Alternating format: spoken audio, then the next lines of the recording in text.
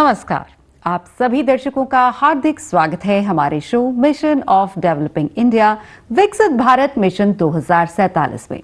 मैं हूं सिमरन और आज हम बात करेंगे मेडिकल हायर एजुकेशन पर। हमारे साथ हैं शो के मेंटर श्री सुनील कुमार गुप्ता जी और खास मेहमान डॉक्टर सुमेर सेठी जी। उनकी सोच और अनुभव से जानेंगे मेडिकल शिक्षा में कौन कौन से बदलाव आ रहे हैं। अगर आंखों में सपना है डॉक्टर बनने का तो इस चर्चा को मिस मत कीजिए, क्योंकि आपकी तैयारी भारत के स्वास्थ्य मिशन 2047 का हिस्सा है। आइए सबसे पहले जानते हैं हमारे मेंटर श्री सुनील कुमार गुप्ता जी के प्रभावशाली व्यक्तित्व के बारे में। सार्क ग्लोबल ने अमेरिका में अपने ऑपरेशंस की शुरुआत कर दी है। ये कंपनी के ग्लोबल एक्सपेंशन प्लान्स का अहम कदम है। भारत से लेकर दुनिया तक सार्क अब तैयार है अपनी पहचान वैश्विक स्तर पर बनाने के लिए, और इसको बनाने वाले हैं एक विजनरी लीडर, एक economic architect Sunil Kumar Gupta ji, SAARC global के फाउंडर, जिन्होंने कॉर्पोरेट गवर्नेंस और फाइनेंशियल रिफॉर्म्स को नई सोच दी। ऑथर, मेंटर और नेशन बिल्डर, उनका है एक ही मिशन, भारत को बनाना है एक ग्लोबल इकोनॉमिक पावर हाउस। आइए अब एक नजर डालते हैं डॉक्टर सुमेर सेठी जी के प्रभावशाली व्यक्तित्व के बारे में। डॉक्टर सुमेर सेठी एक डॉक्टर, एक मेंटर और एक ट्रू नेशन बिल्डर। डैम्स के माध्यम से उन्होंने हजारों युवा डॉक्टर्स को सिर्फ एग्जाम पास करना ही नहीं, बल्कि देश को आगे बढ़ाने की सोच भी दी है। उनका मिशन है हर एक स्टूडेंट को सही दिशा देना, उनमें कॉन्फिडेंस जगाना और उन्हें एक बेटर इंडिया के लिए तैयार करना। उनकी एनर्जी, उनकी विजन और उनका पैशन हर एक एस्पिरेंट के लिए एक रोशनी का दीपक है। डॉक्टर सुमेर सेठी सर, युवाओं की असली मार्गदर्शक। सुनील जी, डॉक्टर सुमेर, आपका बहुत बहुत स्वागत है हमारे शो में। जी नमस्कार। जी नमस्कार। सबमिशन 2047 के लिहाज से हेल्थ एजुकेशन का क्या महत्व है? सिमरन, मैं बताना चाहूंगा कि हेल्थ एजुकेशन एक स्वस्थ और विकसित भारत की नींव है। जब माननीय प्रधानमंत्री जी ने एक मिशन दिया देश को कि 2047 तक हम एक विकसित राष्ट्र बनेंगे, तो विकसित राष्ट्र बनने की दिशा में पहला कदम है कि हमें सुनिश्चित करना होगा कि हर एक नागरिक को, हमारे देश के हर सिटीजन को एक आपको उसको एक मेडिकल जो सेवाएं हैं, सर्विसेज हैं, वो पूरी देनी है। चाहे वो एक छोटे विलेज में हो या बड़े शहर में हो, हर एक नागरिक को जरूरी है कि उसका हेल्थ ठीक हो, क्योंकि जब उसकी हेल्थ ठीक होगी तभी वो ज्यादा काम कर पाएगा और देश के डेवलपमेंट में अपना योगदान कर पाएगा। WHO कहता है कि 1000 लोगों के ऊपर एक डॉक्टर होना जरूरी है। तो ये हमारे को ध्यान रखना पड़ेगा, क्योंकि हमारा बहुत बड़ा देश है, 140 करोड़ लोग हैं, तो उसके हिसाब से हमारे पास डॉक्टर भी होने चाहिए। बिल्कुल। हेल्थ एजुकेशन ना केवल रोजगार के अवसर पैदा करती है, बल्कि भारत को मेडिकल टैलेंट हब के रूप में भी हम देख सकते हैं कि यदि आपके पास डॉक्टर्स होंगे, सफिशिएंट डॉक्टर होंगे और पूरे देश के नागरिकों को हेल्थ की सुविधा मिलेगी, तो हम कह सकते हैं कि मेडिकल टैलेंट हब के रूप में भारत को देखा जाए पूरे विश्व में। और जब 100 साल हमारे पूरे होंगे, विकसित राष्ट्र हमारा बनेगा, लेकिन वो तभी बनेगा जबकि हेल्थ पे हम आज से ध्यान देना शुरू करेंगे। और सरकार ने 2014 के बाद बहुत सारे काम किए हैं हेल्थ एजुकेशन में, और हेल्थ एजुकेशन में आज हम काफी आगे जा रहे हैं। अप्रैल 2025 तक अगर हम देखते हैं तो भारत में 13,86,150 एलोपैथी के डॉक्टर्स थे, और अगर हम आयुष के डॉक्टर देखें तो 7,51,765 आयुष के डॉक्टर थे। ये जो डॉक्टर्स हैं, ये पूरे के पूरे जो हमारी हेल्थ इंफ्रास्ट्रक्चर है उसकी आधारशिला हैं। तो अगर मैं WHO का नियम देखूं कि 1000 लोगों में एक डॉक्टर, तो हमारे अगर 140 करोड़ लोग हैं तो लगभग हम उसके आसपास पहुंच रहे हैं। और आज WHO का जो आंकड़ा है उसको हम उसके बिल्कुल नजदीक हैं। हम कह सकते हैं कि एक डॉक्टर हमारे 1000 लोगों पे आज है, जिससे कि हम वर्ल्ड के जो पैरामीटर्स हैं उनको भी पूरा कर रहे हैं। तो मुझे लगता है कि हम बहुत अच्छी दिशा में आगे बढ़ रहे हैं, और हेल्थ एजुकेशन पे सरकार ध्यान दे रही है। 2014 के बाद काफी डेवलपमेंट हुए हैं, तो उससे चीजें और अच्छी तरह आगे बढ़ेंगी। डॉक्टर सुमेर जी, आप हेल्थ एजुकेशन के माहिर हैं, और अगर हम हेल्थ एजुकेशन की बात करते हैं तो सबसे पहले हमारे माइंड में आते हैं एम्स, क्योंकि एम्स इसीलिए तैयार किए गए थे, इसीलिए बनाए गए थे कि हमारे देश के हर एक शख्स के लिए सस्ता इलाज और सारी सुविधाएं जो हैं वो उपलब्ध हों। मौजूदा समय में 23 एम्स हैं और ये एम्स किस तरीके से असल में ग्लोबल सेंटर्स ऑफ एक्सीलेंस बन सकते हैं, फ्यूचर प्लान क्या हो सकता है? देखो, मुझे कैसे लगता है कि जब मैंने अपना MBBS किया था जी। तो पूरे इंडिया में एक ही एम्स था और पूरे इंडिया से जो भी मरीज जिसको बेहतरीन इलाज चाहिए होता था वो एम्स के बाहर आप देखेंगे भीड़ लगी रहती थी। जी, जी, आज हम 20 से ज्यादा एम्स पे पहुंच चुके हैं और अगर हम सच में चाहते हैं कि यही एम्स सेंटर फॉर एक्सीलेंस बने तो हमें विदेश की तरफ देखना पड़ेगा। हमें सोचना चाहिए ये एम्स को हम जॉन हॉपकिंस की तरह, मेयो क्लिनिक की तरह केवल मरीज के इलाज के लिए नहीं, पॉलिसी मेकिंग में इंडिया के अंदर जो बीमारियां ज्यादा हो रही हैं उनकी गाइडलाइन बनाने के लिए, रिसर्च को लाने के लिए और हम कब तक बाहर के मुल्कों पे हम डिपेंडेंट रहेंगे कि रिसर्च वो लेके आएंगे। रिसर्च हम अपने सेंटर ऑफ एक्सीलेंस एम से लेके आएंगे और यहीं पे नहीं रुकना चाहिए। हमें डिजिटाइजेशन, आर्टिफिशियल इंटेलिजेंस, ये कैसे अब मेडिकल हेल्थ केयर में आएगी, एम्स को उसकी लीड ले लेनी चाहिए।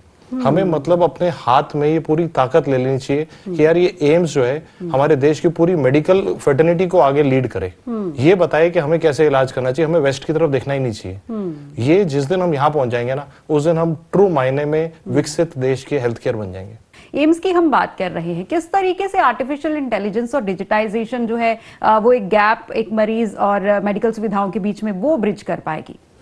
मुझे क्या लगता है ना कि एक हम छोटी सी बात देखते हैं कि एक ओपीडी में कितने मरीज आज अंदर आ सकते हैं, क्या उसको और ऑप्टिमाइज किया जा सकता है, या एक हम मरीज का एक्सरे ले रहे हैं तो क्या एआई उसको एक ही बार में उसी मशीन के माध्यम से बेहतर कर सकती है। तो छोटे से छोटी चीज से लेके क्या जो डॉक्टर को नॉलेज का मतलब दुनिया में रोज तरक्की हो रही है, रोज नई दवाइयां आ रही हैं, तो क्या वो ब्रिज कर सकती है। मुझे क्या लगता है कि हम हमारे देश में एक ऐसी जगह बैठे हैं जहां हम हेल्थ केयर के वर्ल्ड लीडर बन सकते हैं। बस हमें ये जानना है कि डॉक्टर्स के करिकुलम के अंदर और शुरुआत एम्स को करनी पड़ेगी, एआई को लाना पड़ेगा। हम ये छोड़ नहीं सकते। हम ये नहीं सोच सकते कि कल के जॉन हॉपकिंस कर देंगे या विदेश के जब पूरे मेडिकल कॉलेज इसको इम्प्लीमेंट करेंगे फिर हम पीछे आएंगे। अब की बार हम पीछे नहीं आएंगे। हमें आज के जो यंग डॉक्टर हैं ये टेक सेवी हैं, ये खाली डॉक्टर नहीं, ये टेक्नोलॉजी और उसका मिश्रण चाहते हैं। तो मुझे ऐसा लगता है कि आने वाले समय में जो एम्स जिस स्पीड पे बढ़ रही है और मतलब मैं तो एक्चुअली मैंने अपनी आंखों से देखा है कई जगह पे जहां एम्स आज 10 साल पहले था, उस नया एम्स आज 10 साल में इतनी तेज तरक्की कर गया। तो अगर वही तरक्की की स्पीड के अंदर हम रिसर्च इनोवेशन भी जोड़ दें तो बहुत ज्यादा फर्क पड़ेगा। यहाँ समय हो गया एक छोटे से ब्रेक का, आप बने रहिए हमारे साथ। ऑलमोस्ट ग्रेजुएट लेवल पे सभी बीमारियां जितनी हम इलाज कर सकते हैं हम उस लेवल पे पहुंच जाते हैं।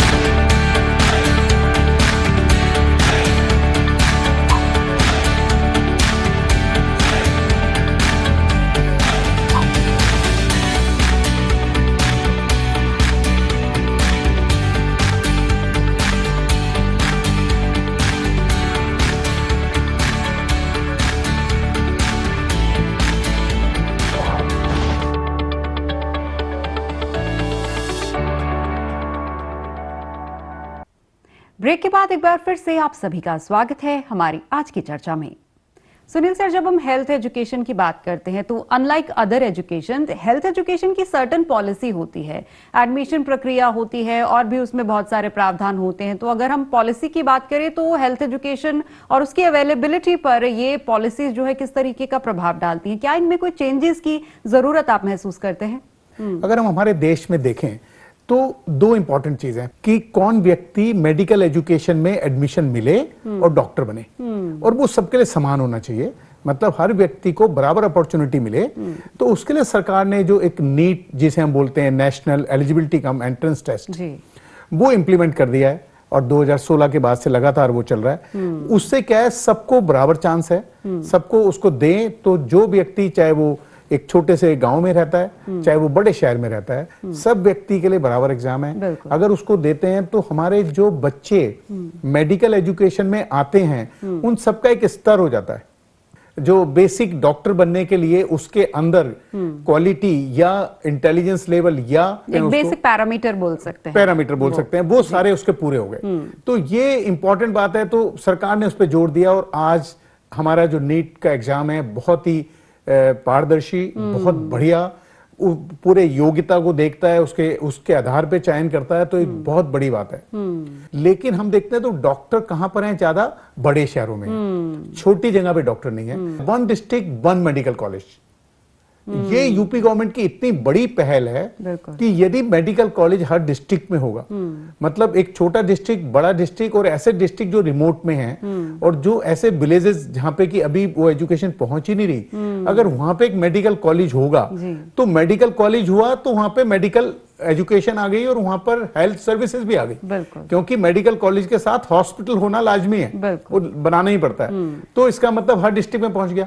तो एक तो एंट्रेंस हमने सबके लिए बराबर कर दिया कि योग्य लोग आए उसमें, जिससे योग्य डॉक्टर बने और पूरे देश की हेल्थ अच्छी रहे और पूरा विश्व देखे भारत की तरफ कि हेल्थ एजुकेशन में उन्होंने बहुत बड़ा काम किया है। और दूसरी बात कि हम इसको छोटे विलेजेस में भी लेके जाएं, और ये जो पहल है, ये इतनी बड़ी पहल है, इससे जो सोशल इक्विटी है वो इतनी जबरदस्त तरीके से ठीक होगी, हर व्यक्ति को मौका मिलेगा और हर व्यक्ति अपने पास, अपने डिस्ट्रिक्ट के अंदर मेडिकल एजुकेशन लेके डॉक्टर बनने का सपना पूरा कर सकता है, जो कि बहुत बड़ी बात है।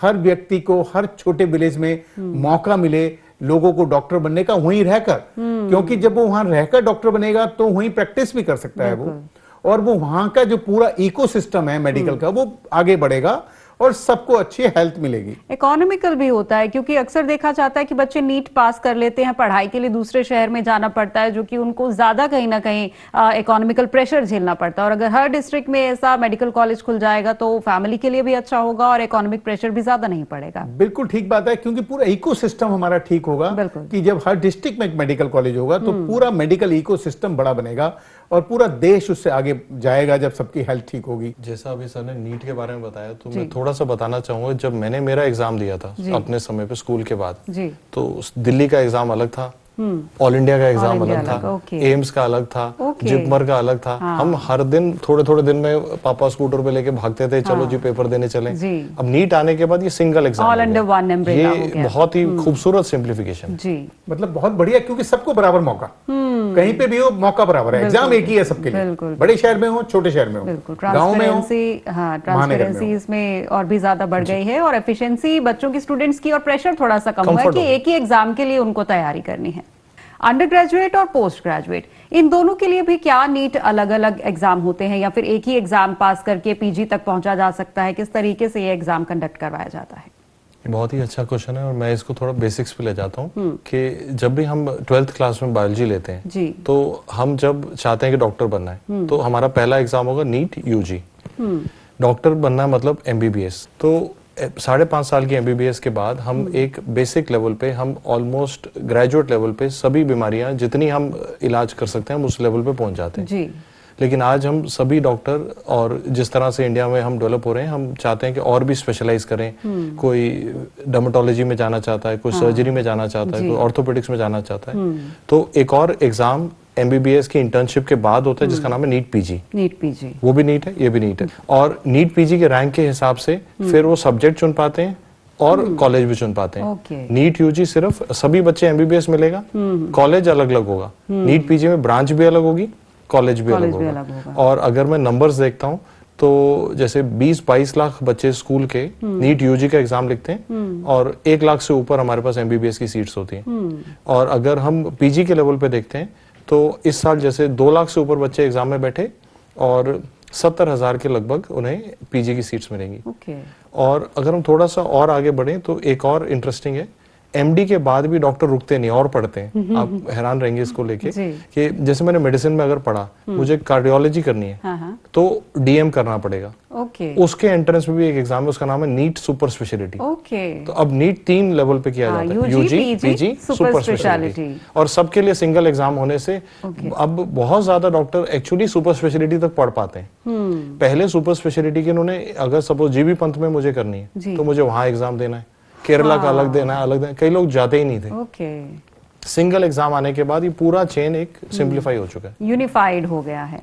नीट के सिलेबस की अगर हम लोग बात करें तो स्टूडेंट्स बहुत कंफ्यूज रहते हैं। यूजी के लिए क्या सिलेबस है, पीजी के लिए और सुपर स्पेशलिटी के लिए क्या सिलेबस है, ये एक बार आप जरूर बताएं। जो यूजी का सिलेबस तो जो स्कूल का जो फिजिक्स केमिस्ट्री बायोलॉजी का जो सिलेबस डिफाइंड है सीबीएसई के द्वारा, उसी को फॉलो किया जाता है। 11th और 12th का सिलेबस जी। लेकिन जब हम पीजी की बात करते हैं तो पीजी के अंदर एमबीबीएस के अंदर 19 सब्जेक्ट्स होते हैं, वो सारे पूछे जाते हैं एक ही एग्जाम के अंदर। तो पोस्ट ग्रेजुएट लेवल पे थोड़ा सा मुश्किल भी ज्यादा आती है क्योंकि सब्जेक्ट्स भी ज्यादा होते हैं और डीप भी ज्यादा जाना पड़ता है। ग्रेजुएट लेवल पे नॉलेज हम बेसिक, पोस्ट ग्रेजुएट में डीप जाना पड़ता है।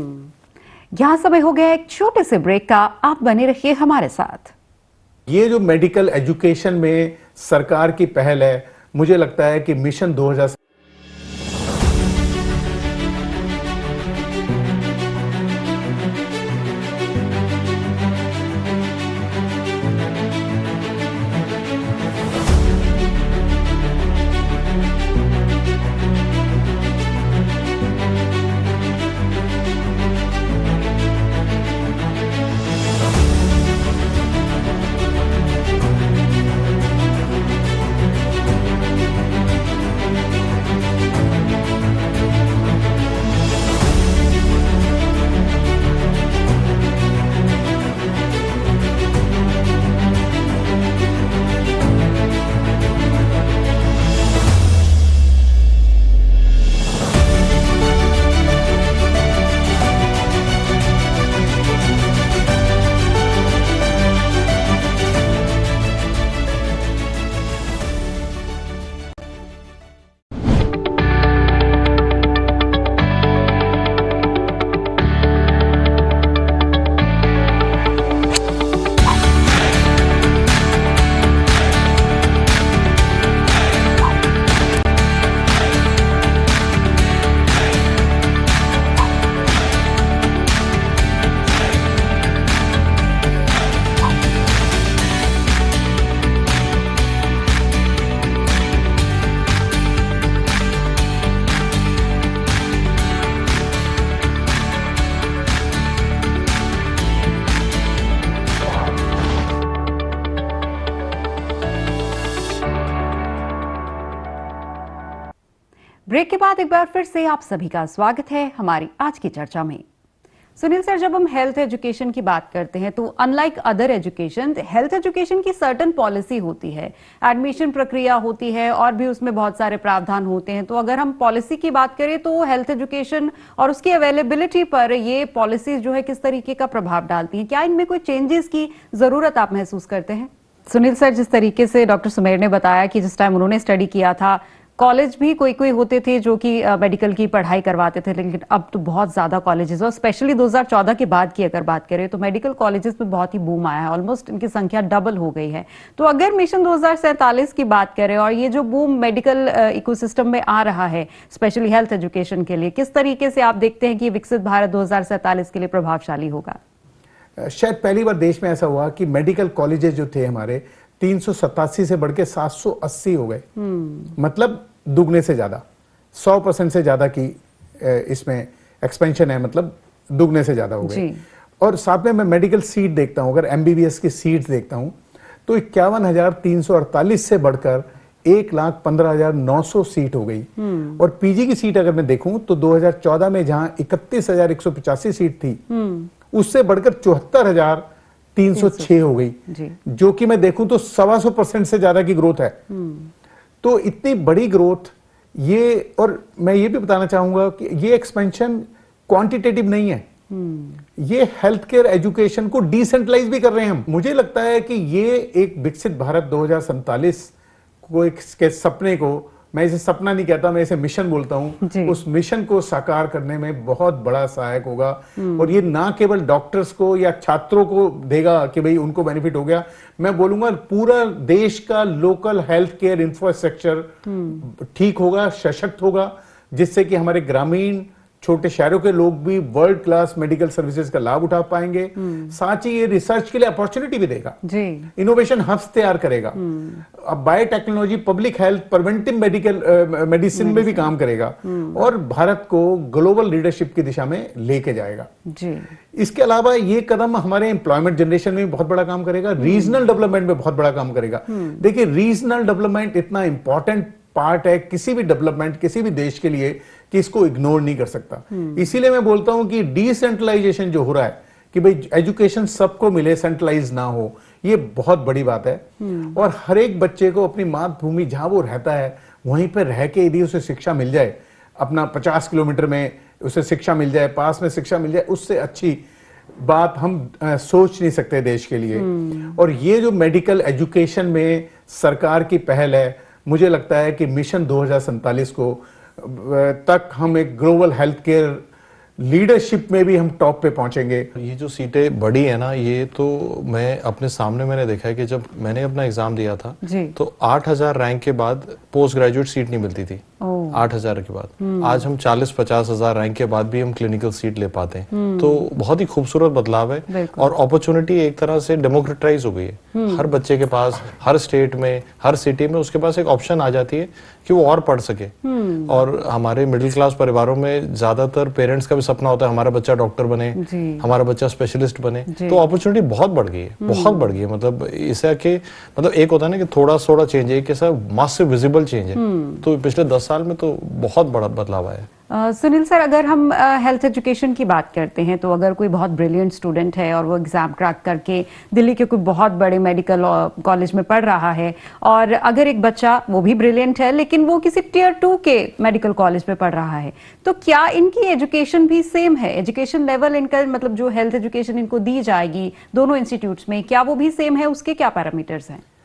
देखिए, मैं आपको बताना चाहूंगा कि जो हमारे देश में नेशनल मेडिकल कमीशन है, वो ये डिसाइड करता है कि एमबीबीएस में करिकुलम क्या हो, और वो करिकुलम पूरे देश में एक होता है। तो पूरे देश में जब करिकुलम एक हुआ तो एजुकेशन सबके लिए बराबर हुई, सबने वही करिकुलम पढ़ना है, उसी करिकुलम के हिसाब से चढ़ना है। और उसमें भी उन्होंने सब सेगमेंट किए हुए हैं कि कब कौन सा करिकुलम कैसे पढ़ाया जाएगा, तो वो सब कुछ सेटल्ड है। लेकिन मुझे लगता है शायद डॉक्टर साहब और रोशनी डाल पाए इसमें कि क्या इसमें कोई फर्क होता है। मेरे हिसाब से फर्क नहीं होना चाहिए क्योंकि करिकुलम सेम है। तो सर, अलग अलग कॉलेजेस में जो स्टूडेंट हेल्थ केयर की पढ़ाई कर रहे हैं, क्या वो पढ़ाई भी सेम होती है? नहीं, जैसा अभी सुनील जी ने बताया कि नेशनल मेडिकल कमीशन बनने के बाद एक स्टैंडर्ड्स डिफाइन कर दिए गए, जिसका नाम उन्होंने रखा CBME, competency based medical education. Competency define कर दी गई कि आज अगर हम बच्चे को पढ़ा रहे हैं, तो अगर हम उसे शोल्डर जॉइंट पढ़ा रहे हैं तो क्या क्या उसको सीखना है, उसको इसके बारे में क्या क्या पता होना चाहिए और उसकी क्लिनिकल सिग्निफिकेंस क्या है। ये पहले से अलग है। पहले जब हमारे एजुकेशन के अंदर हम बेसिक साइंस पढ़ते थे तो क्लिनिकल बाद में पढ़ते थे, उसका बेसिक एनाटॉमी फिजियोलॉजी पहले पढ़ते थे। आज वो एनाटॉमी के साथ ही बताते हैं कि कल जब तुम सर्जरी में जाओगे तो ये आज जो तुम्हें हम बेसिक नॉर्मल बता रहे हैं, इसलिए बता रहे हैं कि कल सर्जरी में ऐसे काम आएगा। तो इस कारण से बहुत ज्यादा स्टैंडर्डाइजेशन की कोशिश है। लेकिन मैं यहाँ बहुत बड़ा लेकिन लाना चाहता हूँ कि ये कोशिश है। ग्राउंड लेवल पे जब हम देखते हैं तो जरूरी नहीं है कि हर जगह सेम लेवल की एजुकेशन मिल पाए। उसके बहुत सारे कारण हैं। हर जगह पेशेंट लोड अलग अलग होता है। एम्स में बच्चे को हर प्रकार के मरीज आ रहे हैं जी। अगर वो पेरिफेरी में छोटे से कॉलेज में पढ़ रहा है उतने उसका एक्सपोजर नहीं हो पाता। टेक्नोलॉजी में भी फर्क है, कई जगह एडवांस मशीनें होती हैं, कई जगह नहीं होती हैं, और फैकल्टी के अंदर भी फर्क होता है। तो ये एक मतलब मैं सोचूंगा एक विजन है CBME करिकुलम, हम वहां बढ़ते जा रहे हैं जी। अभी नहीं पहुंचे हैं, लेकिन मुझे ऐसा लगता है अभी नहीं पहुंचे। बिल्कुल, लेकिन जरूर पहुंच जाएंगे। मैं इसमें ऐड करना चाहूंगा क्योंकि देखिए, मेरा हमेशा से मानना यह है कि करिकुलम सेम होना चाहिए। हाँ। ये वही बात हो गई जैसे पहले गवर्नमेंट स्कूल में लोग पढ़ते थे और पब्लिक स्कूल में पढ़ते थे। exactly. तो ये लगता था कि गवर्नमेंट स्कूल का बच्चा कभी आगे नहीं बढ़ पाएगा और पब्लिक स्कूल का आगे बढ़ेगा जी। लेकिन मैं जानता हूँ, मैं खुद गवर्नमेंट स्कूल में पढ़ा हुआ हूँ और मेरे बहुत सारे साथी गवर्नमेंट स्कूल में पढ़े हुए हैं जो कि आज बहुत अच्छी पोजीशंस में हैं। तो इसी प्रकार से ये बिल्कुल ठीक बात है कि पेशेंट अलग अलग होंगे। एम्स में हर तरह का पेशेंट मिलेगा क्योंकि वहां पे ज्यादा क्रिटिकल पेशेंट आते हैं, जहां कहीं इलाज नहीं मिल पाता वहां पहुंच जाते हैं, तो उस स्टूडेंट को, उन पेशेंट को देखने का मौका मिलेगा।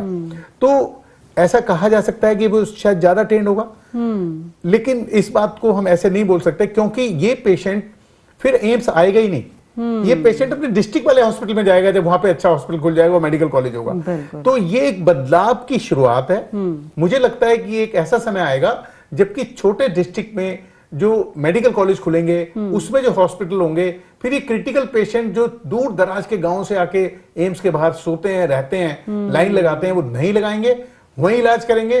तो उन स्टूडेंट को उन छोटे मेडिकल कॉलेज, सो कॉल्ड छोटे, मैं तो सबको बराबर मानता हूं, छोटे डिस्ट्रिक्ट के मेडिकल कॉलेज में भी उसे वही पेशेंट, उससे भी अच्छे पेशेंट या लोकल जो भी बीमारियां या आसपास के लोग आएंगे तो उसे पेशेंट एक्सपोजर भी पूरा मिलेगा। तो मुझे ऐसा लगता है कि ये मैं समान ही मानता हूं। जी, तो सुनील सर, डॉक्टर साहब, आप हमारे प्रोग्राम में आए और आपने इतनी इंपॉर्टेंट बातें और बारीकियां बताई हेल्थ केयर एजुकेशन के बारे में, जो कि मुझे लगता है कि हमारे दर्शकों तक पहुंचनी बहुत ज्यादा जरूरी थी और ये भी पहुंचाना उन तक बहुत ज्यादा जरूरी था कि कैसे हेल्थ एजुकेशन में हमारा भारत जो है वो धीरे धीरे आगे की तरफ बढ़ रहा है। और आपसे और भी बहुत सारी बातें करेंगे, बहुत सारी चीजें अभी जाननी है, अगले एपिसोड में बातें करेंगे। और दर्शकों को मैं कहना चाहूंगी अपना अगला एपिसोड आप मिस मत करिएगा, क्योंकि अगले एपिसोड में हम बात करने वाले हैं नेक्स्ट की, NEXT। तो नेक्स्ट क्या है ये जानने के लिए आप हमारा अगला एपिसोड जरूर देखिए। आज के एपिसोड में सुनील जी, आपके मार्गदर्शन का और डॉक्टर साहब आपका बहुत बहुत आने का धन्यवाद। Thank you. दर्शकों, शिक्षा वो आईना है जो आपकी असाधारणता को प्रकट करता है। ये शब्द आज बड़े वास्तविक लग रहे हैं। सर, आपका धन्यवाद। आपने इतने सरल शब्दों में इस आईने को चरितार्थ कर दिया है। और समय की थोड़ी कमी है, पर इस चर्चा को हम आगे भी जारी रखेंगे अपने अगले एपिसोड में। तब तक आप हमें अपने विचार इस एपिसोड के बारे में लिखकर जरूर बताएं। जय हिंद। आपको हमारा ये कार्यक्रम कैसा लगा? आप हमें सोशल मीडिया के जरिए अपने सवाल या सुझाव भेज सकते हैं।